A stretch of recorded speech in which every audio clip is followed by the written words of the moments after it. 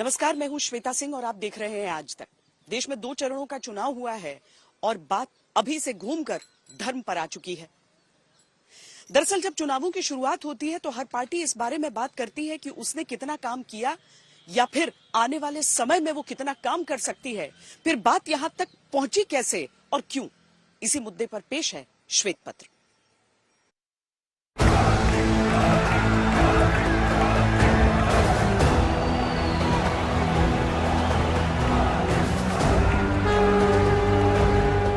आरक्षण का जो हक बाबा साहब ने दलित, पिछड़ों और आदिवासियों को दिया, कांग्रेस और इंडिया अलायंस वाले उसे मजहब के आधार पर मुसलमानों को देना चाहते थे। मोदी की एक ही गारंटी मुसलमानों से नफरत की गारंटी है।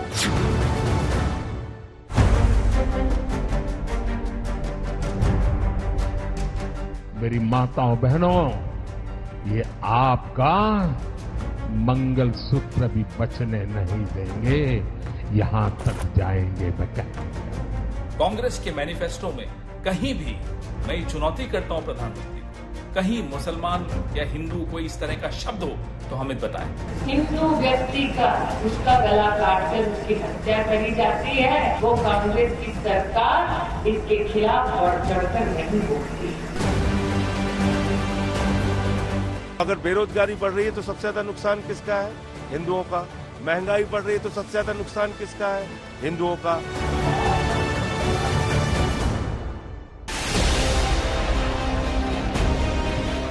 विरासत के अधिकार में धर्म पर तकरार है। कांग्रेस ने तो राम राम साग कहने वाले राजस्थान में राम नवमी पर प्रतिबंध लगा दिया था। देश को बांटने की कोशिश हो रही है। मैं राहुल गांधी जी को पूछना चाहता हूं, पर्सनल लॉ को आप आगे बढ़ाएंगे तो क्या ये देश अब शरिया के आधार पर चलेगा?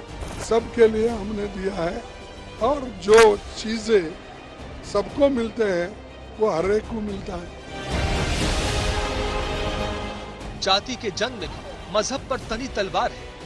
अपनी छोटी सी दुकान में एक गरीब आदमी हनुमान चालीसा सुन रहा था, उसको लहू लहान कर दिया गया। नफरत के घोड़े का दूल्हा बनकर आप कभी हिंदुस्तान को बरकरार नहीं रख सकते। मैनिफेस्टो की घोषणाओं में तुष्टीकरण पर आर पार है। देश का एक्सरे कर देंगे, दूध का दूध, पानी का पानी हो जाएगा। इनका इविल डिजाइन क्या है? इनका जो एक गलत देश के लिए गलत साबित होने वाला वह डिजाइन क्या है और वो कितने अच्छे शब्दों में परोस करके रखा गया है।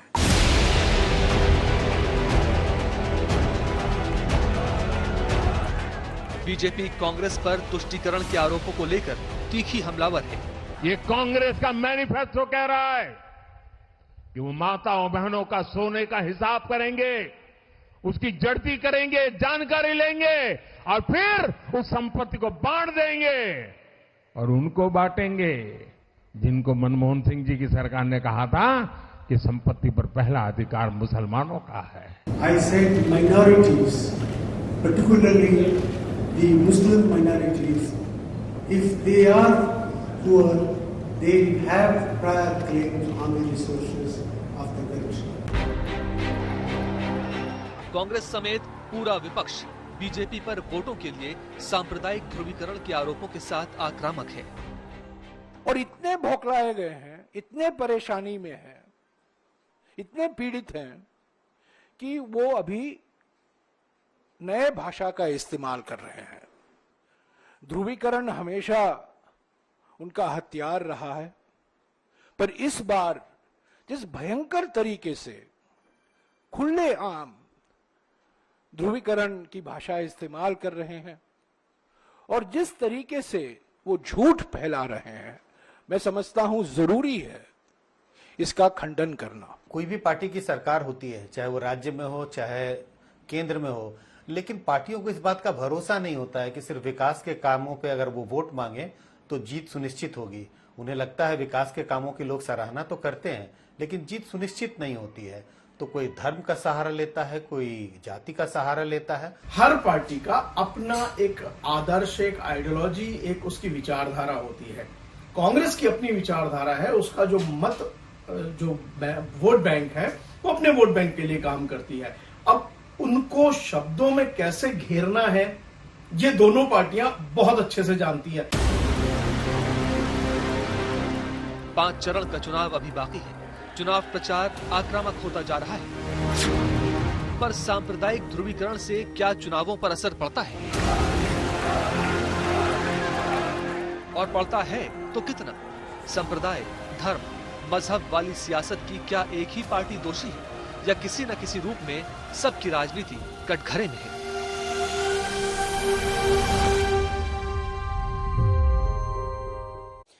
मुद्दा विकास का उठता है, लेकिन आखिरकार घूम फिर कर धर्म पर पहुंच जाता है। और इसमें किसी एक पार्टी की ओर आप उंगली नहीं उठा सकते, क्योंकि धर्म पर चर्चा चलती है तो सब जमकर विमर्श भी करते हैं। मुस्लिम को एससी अनुसूचित जाति घोषित कर मुसलमानों को एससी आरक्षण की वैधता दिलाया जाए। आप हमारे फौजी भाइयों को एयरक्राफ्ट नहीं उपलब्ध करा पाए, तो क्या उन जो हमारी उनकी जो पत्नियां थी, जब उनका मंगलसूत्र छीना, तो क्या आप चिन्हित कर पाए कि किसकी वजह से इतनी बड़ी घटना को अंजाम दिया गया? 750 किसान जो शहीद हुए देश के, उनके मंगलसूत्र की चिंता प्रधानमंत्री जी ने नहीं की। हिंदू स्कूल में जो हिंदू लोग एस्टैब्लिश करते हैं, वह भगवत गीता तक पढ़ाने नहीं देते हैं, वहाँ पिजाब पहनने के लिए बात करते हो। दरार कौन लेके आ रहा भैया? जनता के बीच धर्म और सांप्रदायिक ध्रुवीकरण का मुद्दा लेकर राजनीतिक दल एक दूसरे पर हमलावर हैं। चुनाव आयोग के पास भी शिकायतों पर शिकायतें दर्ज कराई जा रही हैं। बीजेपी की शिकायत है चुनाव आयोग से कि कांग्रेस भाषा और धर्म के आधार पर लोगों को बांट रही है। मंगलसूत्र पे आपने बोला है, आपकी हिम्मत कैसे हुई मंगलसूत्र पर बोलने की? आपने कहा कि कांग्रेस के मैनिफेस्टो में लिखा है कि आपका मंगलसूत्र भी वो लोगों में बांट देंगे। कांग्रेस के मैनिफेस्टो में मैं चुनौती से आपसे कहती हूं, ऐसी कहां पर कौन सा मैनिफेस्टो आप पढ़ रहे हैं जिसमें ऐसी बात लिखी है? कहां लिखा है कि हम लोगों की संपत्ति लेकर बांट देंगे? किस तरह की बौखलाहट है ये कि आप निरंतर झूठ बोल रहे हैं? कांग्रेस प्रधानमंत्री मोदी पर सांप्रदायिक भेदभाव के आरोप लगाते हुए चुनाव आयोग की शरण में है। चुनाव आयोग के बारंबार सर्कुलर्स का उल्लंघन है। उसका आखिरी सर्कुलर 2024 का, वो भी ये कहता है कि किसी रूप से परोक्ष हो या सीधा हो, आप धर्म के आधार पे ऐसा कोई आक्षेप या एक संकेतात्मक रूप से भी, या तो सीधा है, नहीं कर सकते। सवाल ये उठता है कि 2024 की लड़ाई धर्म मजहब के मुद्दे पर आखिर क्यों और कैसे आई? जातियों की आबादी और उनकी हिस्सेदारी के मुद्दे के साथ विपक्ष ने मोदी सरकार को घेरना शुरू किया था। फिर ये लड़ाई आगे बढ़ी और इसमें आरक्षण शामिल हो गया, और चुनाव के प्रथम चरण की वोटिंग आते आते बीजेपी की सरकार बनने पर संविधान बदलने का मुद्दा भी जनता के बीच विपक्ष के प्रचार का हिस्सा बन गया। हमने वायदा किया है कि जैसे ही हमारी सरकार आएगी, जो हमने तेलंगाना में किया, जाति जनगणना को हम पूरे देश में इंप्लीमेंट कर देंगे। ये हमारा अधिकार है कि हमें आरक्षण मिले, हमारा अधिकार है। ये कोई एहसान नहीं कर रहा है हम पे। और जिस तरह इस देश के एक एक वासी का अधिकार है, इस संविधान में है कि हर चीज के लिए समान अधिकार होना चाहिए। ये है मोदी की सरकार, ये है शाह की सरकार। इसको अगर फिर से आप लाएंगे, कसम से मैं कहूंगा, इस देश में डेमोक्रेसी खत्म हो जाएगी और बाबा साहब अम्बेडकर बनाए हुए संविधान को ये लोग खत्म करेंगे। प्रधानमंत्री मोदी के प्रचार का हिस्सा इस दौरान राम मंदिर, विकसित भारत के संकल्प और मोदी की गारंटी के इर्द गिर्द था। राम मंदिर बन गया तो बोले हम उसके प्राण प्रतिष्ठा में नहीं जाएंगे, विरोध किया। आज लक्ष्य है समृद्ध भारत का, विकसित भारत बनाने का। मोदी ने भारत को आंख दिखाने वालों को सबक सिखाने की गारंटी दी थी। नतीजा, जो भारत को आंख दिखाते थे अब वो आटे के लिए भटक रहे हैं।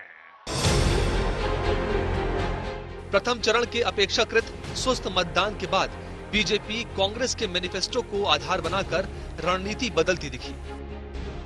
प्रधानमंत्री मोदी ने कांग्रेस के मैनिफेस्टो की व्याख्या करते हुए जो नया विमर्श दिया, उसने प्रचार की दिशा बदल दी। उसका मंगलसूत्र वो एक सोने का कीमत का मुद्दा नहीं है, उसके जीवन के सपनों से जुड़ा हुआ है। तुम उसे छीनने की बात कर रहे हो अपने मैनिफेस्टो में। कैसी कैसी बहकी बहकी बातें। पिछले 2 दिनों में अब ये शुरू हुआ है कि कांग्रेस पार्टी चाहती है कि आपके मंगलसूत्र और आपका सोना आपसे छीन ले। 70 सालों से ये देश स्वतंत्र है। 55 सालों के लिए कांग्रेस की सरकार रही है। किसी ने आपसे सोना छीना, आपके मंगलसूत्र छीने। इंदिरा गांधी ने अपना सोना, जब जंग हुई थी, अपना सोना देश को दिया। मेरी मां का मंगलसूत्र इस देश को कुर्बान हुआ है।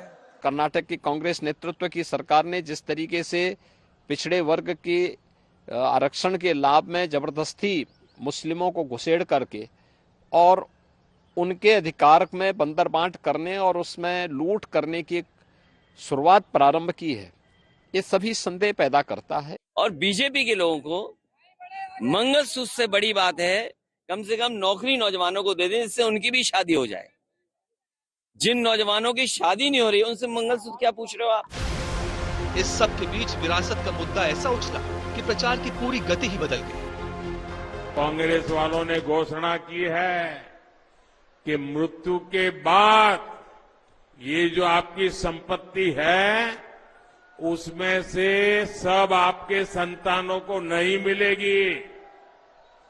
आधे से ज्यादा संपत्ति ये सपा कांग्रेस की सरकारें जब्त कर लेगी। So if let's say one has $100 million worth of wealth and when he dies, he can only transfer probably 45% to his children. 55% is grabbed by government. Now that's an interesting law.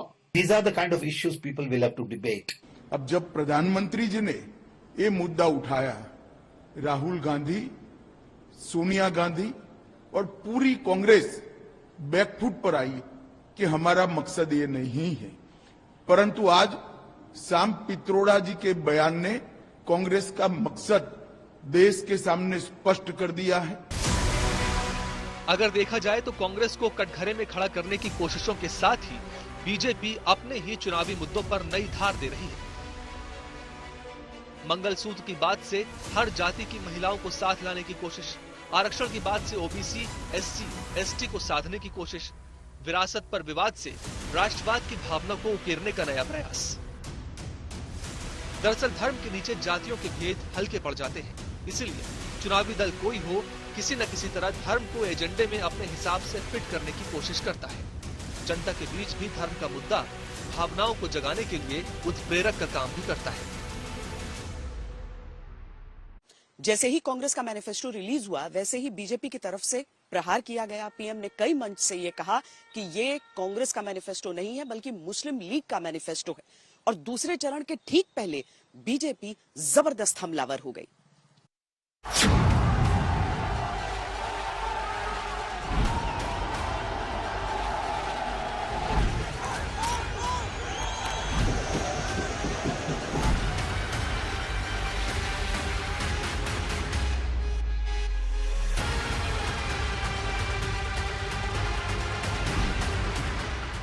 Congress पर मुस्लिम परस्त और तुष्टीकरण वाली party के आरोपों के लिए PM Modi 2 बड़े हमले कर रहे हैं। पहला, कांग्रेस देशवासियों की संपत्ति लेकर मुसलमानों में बांट देगी।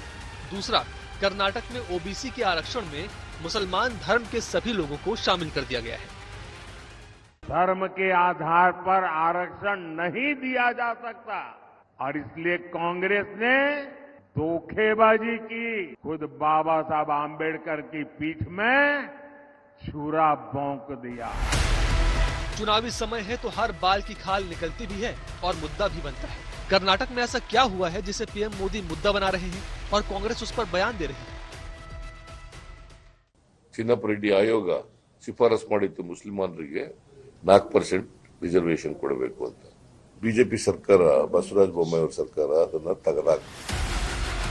दरअसल कर्नाटक के सरकारी कॉलेजों में पीजी की कुल 930 सीटों में ओबीसी कोटे की 150 सीटें मुस्लिमों को दे दी गई हैं।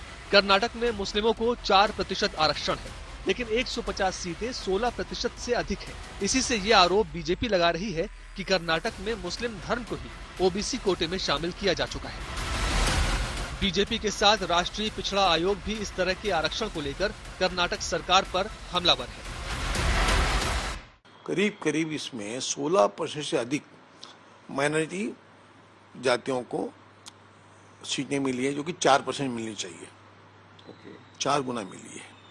तो कहना कि मूल ओबीसी जो है उनके साथ में यहाँ अन्याय हो रहा है, उनका अधिकार छीना जा रहा है, ऐसा हमको लगा। तो हमने उसको पत्राचार किया है। तो अभी तक यहाँ पर हमें पूरा उन्होंने रिपोर्ट नहीं भेजी है, पूरे आंकड़े नहीं भेजे हैं। हमने नौकर भर्ती का पूछा, वो नहीं दिया है। मेडिकल में पूछा है, पीजी में पूछा, उसका अधूरा जानकारी दे रहे हैं। इसलिए ये अधूरी जानकारी के लिए हम बार बार पत्राचार कर रहे हैं। लेकिन जो भेजा है उस आधार पे हमने बता रहे हैं कि यहाँ पर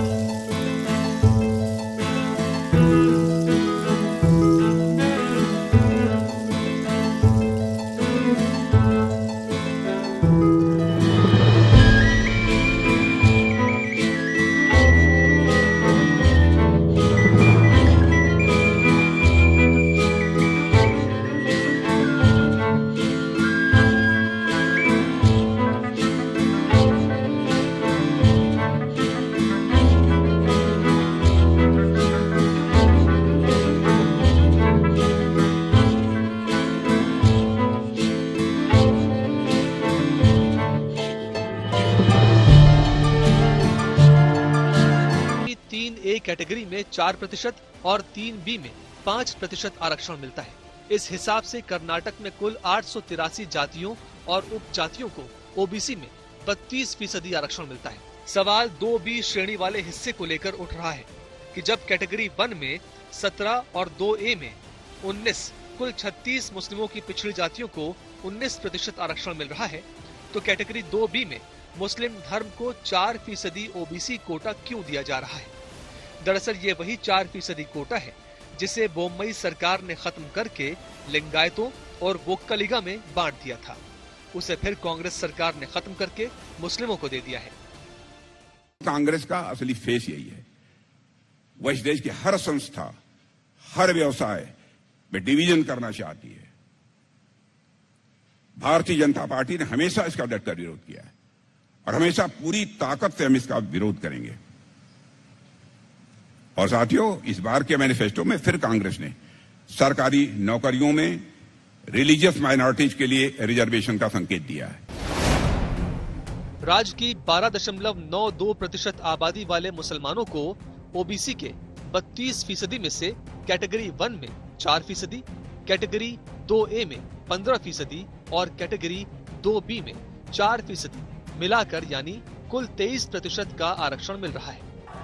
बीजेपी इसे ही धर्म के आधार पर तुष्टीकरण के लिए आरक्षण बताकर चुनावी हमले कर रही है और ओबीसी दलित वर्ग भी सवाल उठा रहा है कि उनके कोटे में उच्च जाति के मुसलमानों को आरक्षण कैसे दिया जा सकता है। और सवाल सिर्फ कर्नाटक का नहीं है, आंध्र प्रदेश में भी बीजेपी कांग्रेस पर हमलावर है। आंध्र प्रदेश भी बीजेपी के निशाने पर है। अगस्त 1994 में तत्कालीन कांग्रेसी मुख्यमंत्री के विजय भास्कर रेड्डी ने मुसलमानों की कुछ श्रेणियों जैसे धोबी और बुनकरों को ओबीसी सूची में शामिल करने के लिए एक सरकारी आदेश जारी किया, लेकिन आंध्र प्रदेश हाई कोर्ट के आदेश की वजह से कोटा लागू नहीं हो पाए। एक ओबीसी आयोग बनाया गया जिसे ओबीसी सूची में अधिक मुसलमानों को शामिल करने के मुद्दे पर विचार करने का काम सौंपा गया, लेकिन उसके बाद कांग्रेस की सरकार बदल गई 2004 में कांग्रेस सरकार आंध्र प्रदेश में बनते ही 56 दिनों के अंदर फिर मुसलमानों को 5% आरक्षण दे दिया गया। हाई कोर्ट ने इसे गैर संवैधानिक बताते हुए खारिज कर दिया। 2005 में फिर मुसलमानों को आरक्षण देने के लिए कांग्रेस की राज्य सरकार ने अध्यादेश लाकर 5% आरक्षण की व्यवस्था की। आंध्र हाई कोर्ट ने इसे फिर रद्द कर दिया। 2007 में कांग्रेस सरकार ने फिर 4% आरक्षण दिया। इस पर सुप्रीम कोर्ट ने रोक लगा दी। ये एक पायलट प्रोजेक्ट था जिसे कांग्रेस पूरे देश में आजमाना चाहती थी। 2004 से 2010 के बीच कांग्रेस ने 4 बार आंध्र प्रदेश में मुस्लिम रिजर्वेशन लागू करने की कोशिश की। बीजेपी कांग्रेस की नीतियों को लेकर हमलावर है और कांग्रेस प्रधानमंत्री मोदी पर और पूरे देश की राजनीति अब इसके आसपास चुनावी माहौल तय करने में जुटी है। तुष्टीकरण यानी किसी समुदाय विशेष के हक में काम करना और उसका सीधा प्रभाव बाकी के लोगों पर पड़ना, इस मुद्दे को लंबे समय तक भारत की राजनीति में उठाया गया है और एक बार फिर इसी मुद्दे पर गहरी चर्चा और बहस शुरू हो चुकी है। ये जो कांग्रेस पार्टी की डिविजिव पॉलिटिक्स है और जो डिवाइड एंड रूल के साथ साथ जो तुष्टीकरण की पॉलिटिक्स है, अपीजमेंट की पॉलिटिक्स है और उसको बहुत गार्डेड तरीके से, बहुत शातिर तरीके से रखने का प्रयास है, देश को एक मुसीबत की तरफ धकेलने का प्रयास है। कांग्रेस पार्टी तो मुसलमानों के लिए हिंदुओं का गला काट दिया, हिंदुओं का संवैधानिक अधिकार छीन लिया। कांग्रेस की सोच जिनके समय समाज एक टुकड़े टुकड़े करने की सोच को आगे बढ़ा रहे हैं, जातीय समीकरण की बात करें या फिर सनातन धर्म को कुचलने की बात करें। इस चुनाव को वो लोग किसी भी सूरत में हिंदू मुसलमान करके चुनाव जीतने की बात करना चाहते हैं, लेकिन जनता इस वक्त मुद्दों पर बात कर रही है। जनता इनके हिंदू मुसलमान पे नहीं आ रही है। ये देश चलेगा अपने नियम कानून संविधान से, न कि आरएसएस के या किसी और संगठन के नियम कानून। तुष्टीकरण के आरोप लगते हैं तो निश्चित रूप से इसकी बहस घूम फिर कर हिंदू मुस्लिम पर आ ही जाती है। इन चुनावों में मोदी सरकार के सामने ये बहस विपक्ष की तरफ से आरोप के रूप में है तो यूपीए सरकार के समय भी ये आरोप लगता था और राजनीति के केंद्र में कठोर बयानबाजी रहती थी। गुजरात की सरकार चलाने वाले झूठे, बेईमानी, डर और मौत के सौदागर हैं। मौत को सौदागर जो अरे सोनिया बहन मौत का सौदागर તમારી આખી દિલ્હીની સરકાર હિન્દુસ્તાનની પાર્લામેન્ટ પર અફજલપુરે હુમલો કર્યો તો આતંકવાદી દેશની પાર્લામેન્ટ પર હુમલો કર્યો, સુપ્રીમ કોર્ટે ફાંસીની સજા કરી અને હજુ પણ સોનિયાબેન તમારી સરકાર આ મૌતના સૌદાગરને ફાંસી કરવા તૈયાર નથી। આ મૌતના સૌદાગરોની રક્ષા કોણ કરે છે? कांग्रेस ऐसी पार्टी है जिसने देश के 50 साल तक सत्ता में रही और तमाम ऐसी नीतियां शायद रही हैं जिसमें जो अल्पसंख्यक समुदाय के लोग हैं उनके हितों की रक्षा करने की बात कही गई है। तमाम ऐसी नीतियां रही हैं पिछले दिनों, लेकिन उस बात को इस तरह से पेश किया जाता है कि भाई कांग्रेस ऐसी पार्टी है जिन्होंने बहुसंख्यक समुदाय के हितों की हमेशा अनदेखी की और अल्पसंख्यक समुदाय के हितों को ज्यादा तवज्जो दी। तो इस बात का बार बार जिक्र किया जाता है और बहुसंख्यक समुदाय के लोगों के मन में भी ये लगने लगा है कि हाँ शायद कुछ ऐसा ही होता रहा। ऐसा लगता है कि ये सरकार, आज की सरकार, बीजेपी की सरकार हिंदू के हितों की रक्षा करती है, उनका ध्यान रखती है। इस वजह से लोगों को लगने लगा है कि पुरानी पार्टी कांग्रेस पार्टी की जब सरकार थी तो अल्पसंख्यक समुदाय के हितों को ज्यादा ध्यान रखा जाता था और हिंदुओं के हितों की अनदेखी की गई।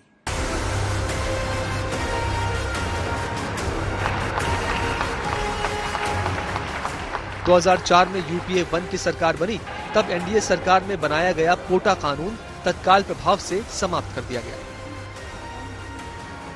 इस कानून को लाने और हटाने को लेकर जो राजनीतिक बहस हुई वो सांप्रदायिक भेदभाव के आरोपों से घिरी थी। हम वचनबद्ध है पोटा को रिपील करने के लिए।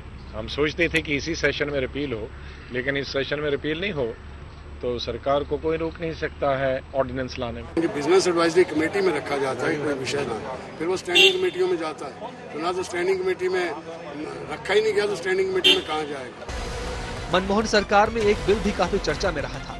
2005 में कम्युनल वायलेंस बिल का मसौदा तैयार हुआ।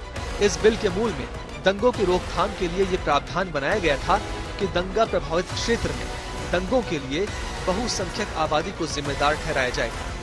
इस बिल में धार्मिक, भाषाई और जातीय आधार पर अल्पसंख्यक और बहुसंख्यक आबादी की पहचान की गई थी। 2011 में भी ये बिल लाया गया। 2014 में भी इस पर चर्चा हुई। बीजेपी ने इसे तुष्टीकरण से जोड़ते हुए बहुसंख्यकों को निशाना बनाने की नीयत से जोड़ा था। यह कम्युनल वायलेंस बिल सचमुच देश की सामाजिक समरसता को पूरी तरह से तार-तार कर देने वाला है। इससे समाज के लोगों के मन परस्पर एक कटुता पैदा करने वाला यह बिल है। इस बिल को भारतीय जनता पार्टी किसी भी सूरत में स्वीकार नहीं करेगी। इस बिल की चर्चा, कम्युनल वायलेंस बिल की चर्चा 2011 के आसपास हो रही थी पार्लियामेंट में इस पे बहुत जोरदार बहस चली। यही वक्त था जब मुजफ्फरपुर में दंगे हो रहे थे और बिल में कुछ ऐसे प्रावधान थे और उस समय लग रहा था कि 2014 के जब चुनाव होंगे तो इसका फायदा शायद कांग्रेस को मिल जाएगा। अंदेशा ये था कि बिल के प्रावधानों के तहत हिंदू समाज के जो लोग हैं उन पर सख्ती ज्यादा बरती जाएगी।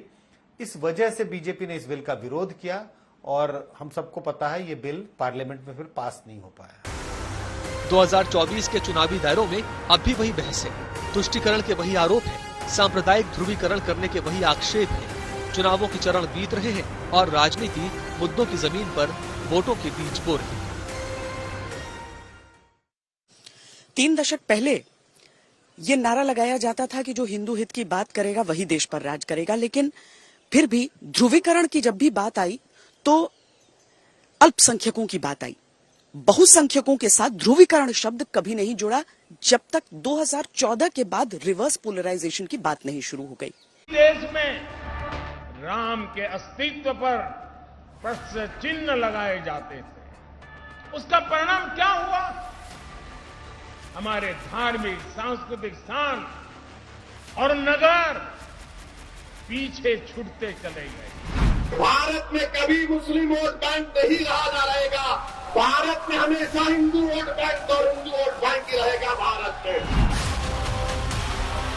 चुनावी राजनीति में वोट बैंक के लिए तुष्टीकरण का मुद्दा हमेशा से रहा है, लेकिन 2014 के बाद से इस मुद्दे में दूसरा पक्ष भी जुड़ गया और वो था हिंदू वोट बैंक के लिए राजनीतिक तुष्टीकरण। तुष्टीकरण तो नहीं होना चाहिए। आजकल जो राम मंदिर पे बहुत जबरदस्त चर्चा चल रही है, मोदी जी, योगी जी, राम मंदिर से राम तो सबके हैं, कौन लाया, कौन किसी को राम भी कोई ला सकता है। हम आप मिलके राम को ला सकते हैं क्या? तुष्टीकरण नहीं होना चाहिए और कभी जात पात की बात नहीं करनी चाहिए, हिंदू मुस्लिम नहीं करना चाहिए, अर्थव्यवस्था पे बात सरकार नहीं करती है। जाति धर्म तो देखो कोई नहीं मानता है। 2024 के चुनावी समर की विधिवत घोषणा होने से पहले अयोध्या में श्री राम मंदिर बना तो देश विदेश तक इसकी गूंज गई। ये माना गया कि ये जातियों के भेद को मिटाकर हिंदू वोट बैंक को मजबूत करता है। विपक्ष ने जातिगत जनगणना की मांग तेज की ताकि हिंदू वोट बैंक की जगह जातिगत सामाजिक न्याय का झंडा बुलंद हो। हिंदुस्तान का जो मैस है, जो 50, 60, 70, 80% हिंदुस्तान की जो आबादी है उसकी हिस्सेदारी की बात कर रहे हैं और वो हिस्सेदारी देकर ही हम रहेंगे। ये हमने निर्णय ले लिया है और आबादी के ही हिसाब से ही अब तय होने वाला है। तो पहला हक किसका होगा भाई? किसका होगा? आबादी किसकी ज्यादा है? किसका हक होगा? जरा कांग्रेस वाले स्पष्टता करें, क्या आबादी के हिसाब से हक मिलेगा क्या? तो क्या अल्पसंख्यकों को कांग्रेस हटाना चाहती है क्या? तो क्या सबसे बड़ी आबादी वाले हिंदू अब आगे बढ़कर अपने सारे हक ले लें क्या?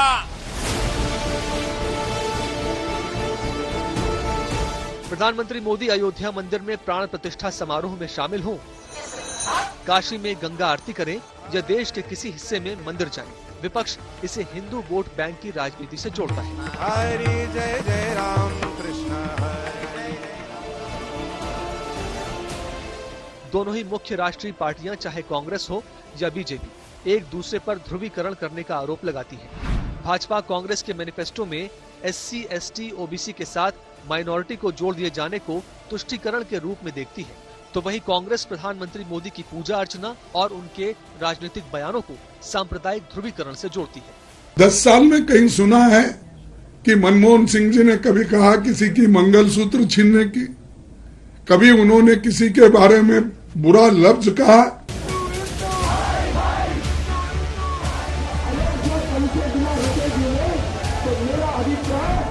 दरअसल अयोध्या और राम मंदिर के मुद्दे ने 90 के दशक में जब तूल पकड़ा था, तब देश की केंद्रीय राजनीति में तुष्टीकरण और सांप्रदायिक ध्रुवीकरण के आरोप सबसे तीखे लगाए गए थे। निर्माण के प्रति हम जितने प्रतिबद्ध तब थे उतने आज है, और जब तक निर्माण नहीं होता हम प्रतिबद्ध रहेंगे जीवन भर। और हमारी इच्छा है कि हमारे ही जीवन काल में राम मंदिर बन जाए, तो हम तब अपने जीवन को सफल मान लेंगे। उसमें हमारा कोई किसी से समझौता नहीं। राम राम तो सबके नाम पर आज भी है, मेरे नाम मेरे जवान पर नहीं है क्या? ये तो एक अफवाह और को प्रचार है। क्या मैं राम का विरोधी हूँ या मंदिर का विरोधी हूँ?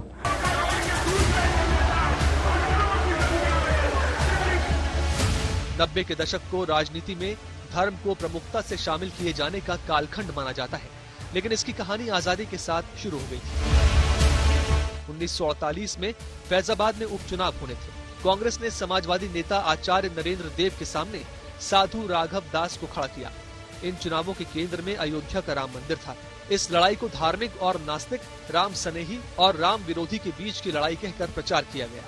राघव दास ने नरेंद्र देव को हरा दिया था।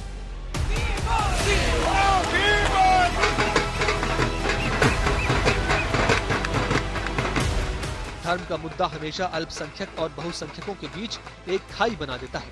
2014 में जब यूपीए सरकार हारी और मोदी सरकार बनी, तब कांग्रेस नेता AK एंटनी ने अपनी रिपोर्ट में कहा, मुस्लिम आरक्षण पर कुछ कांग्रेस नेताओं के लगातार बयानों ने बहुसंख्यक समुदाय को नाराज और अलग थलग कर दिया है। इतना ही नहीं, रिपोर्ट में ये भी कहा गया कि लगातार विरोधाभासों के कारण कांग्रेस ने अल्पसंख्यकों का समर्थन भी खो दिया। चुनावों में फिर से धार्मिक ध्रुवीकरण की कोशिशों के आरोप है। तुष्टीकरण के दोषारोपण के दायरों में अल्पसंख्यक भी है और बहुसंख्यक भी, हिंदू भी और मुसलमान भी। दूसरे मुद्दे हाशिए पर है। जाने देश में बांटने वाली राजनीति का सूर्यास्त कभी होगा या नहीं होगा, लेकिन देश में एक रवायत सी चल निकली है जहां पर कानून तक को मजहब के चश्मे से देख लिया जाता है। चाहे बात नागरिकता के कानून CAA की क्यों न हो, क्योंकि भारतीय जनता पार्टी का विरोध करते हुए विपक्षी पार्टियां इस कानून को ही रद्द कर देने की बात भी करने लगती हैं। आपके ध्यान में आएगा कि वहां वो CAA का विरोध कर रहे हैं, तो CAA का विरोध कर रहे हैं मतलब पारसी का विरोध कर रहे हैं, क्रिश्चियन का विरोध कर रहे हैं, जैन का विरोध कर रहे हैं, सिख का विरोध कर रहे हैं, हिंदू का विरोध कर रहे हैं। तो स्पष्ट होता है कि आपके लिए माइनॉरिटी का मतलब मुस्लिम है। चाहे कुछ भी हो जाए, CAA नहीं होगा। सरकार का दावा है कि CAA नागरिकता देने का कानून है, लेकिन विपक्ष इसे मुस्लिम राजनीति से जोड़ रहा है। माहौल चुनावों का है तो बात दूर तक जा रही है। सरकार मार्च 2024 में देश में CAA लागू करने की अधिसूचना जारी कर चुकी है। मोदी सरकार की हैट्रिक लगने पर इसे व्यवहार में लाने का वादा कर रही है, लेकिन कई राज्यों में विपक्ष के नेता CAA को राज्य में लागू न होने देने का वादा भी कर रहे हैं।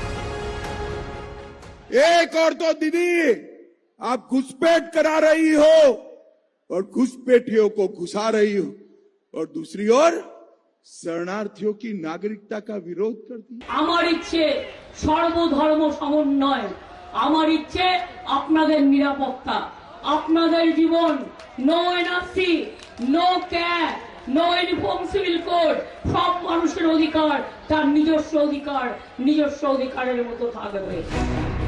नागरिकता कानून को मजहबी चश्मे से देखा जा रहा है और ये संयोग नहीं बल्कि चुनावी प्रयोग है। श्वेत पत्र में अभी के लिए इतना ही। देश और दुनिया की बाकी खबरों के लिए आप देखते रहिए आज तक।